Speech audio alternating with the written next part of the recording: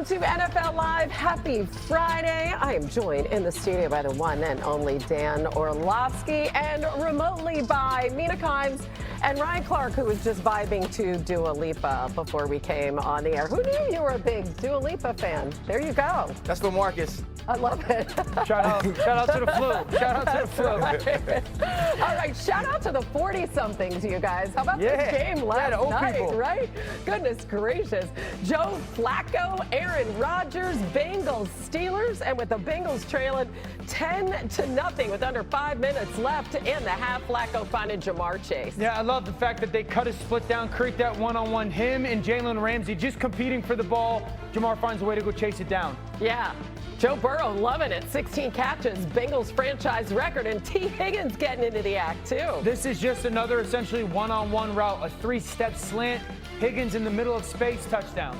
All right, so it's a 2nd and 13 from the 44. Next drive for the Steelers. Rodgers sends it to DK Metcalf, but what a play by DJ Turner. I think DJ Turner's become like one of the best corners in football. That's a pretty impressive pick with the size of DK. All right, now the Steelers are trailing 20-10, and this is just a dime to Pat Freiermuth. The throws that both these quarterbacks made last night, pretty impressive. That Bender versus two high safeties, beautiful. That was really fun to watch. 2nd and 20 from the 32. He finds Freiermuth again. This is just a huge play. 68 yards for the TD. That guy's 41 or 42 years old doing that. 2.5 minutes left in the fourth quarter. Moves out to his left. Throws an absolute dart to Freiermuth. Look at this. I mean, this is 15, 20 years ago looking Aaron Rodgers. Just an unbelievable play. And it feels like the Steelers, as poorly as they played for stretches, might find a way to pull it off. Yeah, but it was 2 minutes and 21 seconds left when they took that lead. And here goes Flacco right after the 2-minute warning, finding Chase. Jarring to watch that final drive. I mean, easy completion to Jamar Chase.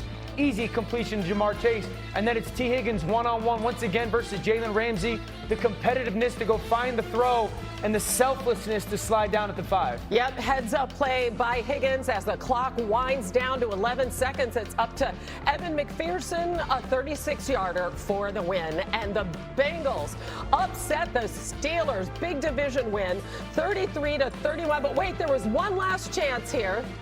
This was the Hail Mary that didn't get answered. But, man, that ball made its way to the end zone. That ball goes 70 in the air. I mean, it's right. It's remarkable how strong the arm is still. How about that? Here's both quarterbacks after the game. This is the NFL. You know, we had a chance to really open up some space, but we're 4-2, still first in the division. Got a couple, home games coming up, back-to-back. Another Sunday night opportunity against my former team. So, I'm not going to ride the roller coaster, and I know Mike isn't. And hopefully you guys follow suit. Do you expect to ever have this feeling again? It's a good question. I didn't feel like it felt like I might not, to be honest with you. So, it's pretty special. Well, RC, now we know why Mike Tomlin didn't want him traded to the Bengals. That had to hurt your heart, the way the Steelers played defense in that one. Yeah, it definitely made me hate the Cleveland Browns more than I already hated them. I think, Drake and the young people, they were looking for the function all summer with Nokia. I think last night the Bengals and the Steelers were looking for the unction because that's the age of these quarterbacks. And Joe Flacco absolutely played out of his mind. But when you think about the reason the Steelers were outplayed, it was schematics and also people. Yeah. The way that Zach Taylor approached this game was early on, if you were going to play too high, they were comfortable handing the football off. And as things evolved throughout the night and they had to start bringing some people in the box, trying to bring pressure, play single high safety, they took the one-on-ones. And then even when you doubled, as we just saw T. Higgins and Jamar Chase, they would hit Yoshi Vasa. They would use Noah Fant. I thought it was a masterful game plan, but the execution was just phenomenal. Joe Flacco turned back the hands of time and looked like 2015 Joe Flacco. Some of those balls were so pinpoint accurate, the velocity it was thrown with. And then we watch players on the outside just be better than the other guys. Jamar Chase, T. Higgins were better than Joey Porter and Jalen Ramsey. It was truly an epic night for this Bengals offense, but it was an epic debacle defensively for the Pittsburgh Steelers from Mike Tomlin and Terrell Austin. It was a total miss and a failure. Yeah, the Steelers defense can really only do one thing well right now, and that's rush the passer.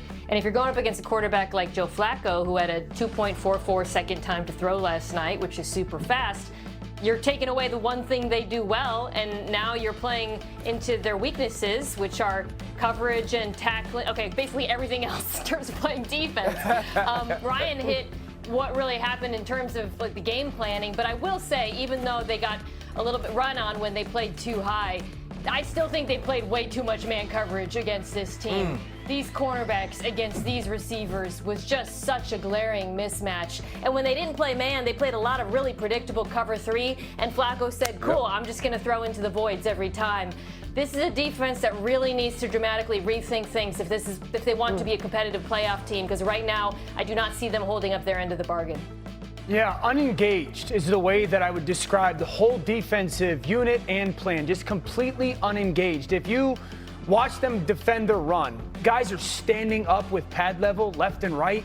Guys are getting in and out of the wrong or right gaps on a consistent basis. Some of these run lanes that Cincinnati had last night, who's a very poor running the football team, you watching defenders just completely stand up. You can see their numbers. Guys going in the wrong gaps, front side or back side. I'd also say this. I felt like at times, RC and MK and Hannah, they were trying to disguise their coverages so much, they disguised themselves into a problem. Like sometimes the safeties tried to rotate so differently and so late that Joe was like, oh, there's gashing holes backside there. Corners tried to rotate to the half, and it left just voids to the sidelines. And so I think that's the big takeaway is, you know, this is a defense I felt like was crazy simple last year. Are they trying to do too much right now where it's no? All the parts aren't connected? Didn't seem like they made any adjustments. RC. I'm sorry, Hannah, just really quick. The Bengals game plan was also pretty predictable. Totally. It wasn't that the Bengals came out and did something that you, myself, or MK didn't know pregame. We knew exactly what it was going to be, and the Pittsburgh Steelers did seem disengaged, but also unprepared, and they had an inability to adjust, which was the scarier piece of the entire night. Yeah, it's so weird. They're 0-7 on Thursdays against division opponents under Mike Tomlin. That's just a strange that one doesn't make stat. sense. Yeah, it doesn't. Obviously, they didn't close. Yeah. Okay, this is really unfortunate for the folks in London. They're not going to see one of the greatest receivers in the world, Puka Nacua. He is out for that Rams game with the Jaguars on Sunday morning at Wembley Stadium. He suffered that really scary ankle injury in the Week 6 win over the Ravens. And listen, it is no secret. This guy has been Matthew Stafford's very favorite target. In fact, nobody this season has a higher percentage of their team's catches than Puka Nacua does for the Rams. He accounts for over a third of their catches and receiving yards. Really, really big loss for this team. So on the defensive side, when you look at how the Jaguars are going to approach that offense, what do you expect now, RC? Well, I think the first thing that you're going to get from Anthony Capelli's defense is that you're going to have a focus on Devontae Adams. Listen, they went into last week and they were playing against the Seattle Seahawks, who didn't have a Puka Nacua or Devontae Adams, but they definitely had a Jackson Smith-Njigba, who is head and shoulders the #1 target of that team, and he was still able to get off. And so they're going to have to put that focus on Devontae Adams in the back end for this team. But it's also going to be for them about stopping the run. You know that now Sean McVay is going to come into this game with a heavy dose of run game that can allow Matthew Stafford to get into the play action. And so it's going to start up front there, and then it'll be about disguising your defenses, because even without Puka Nacua, whether it's Jordan Whittington or Tutu Atwell or Devontae Adams, if Matthew Stafford can see the rotation of this zone that they love to play, he'll find a way to eat it up and scheme it up. And what about this offense on the other side, Dan? Because we know Liam Cohen was there with Sean McVay for 4 years. So what are you looking for from Trevor Lawrence and company? I need Trevor Lawrence's second progression throw to look like his first progression read. When #1 is there, Trevor throws it as good as anybody. But still looking for the consistency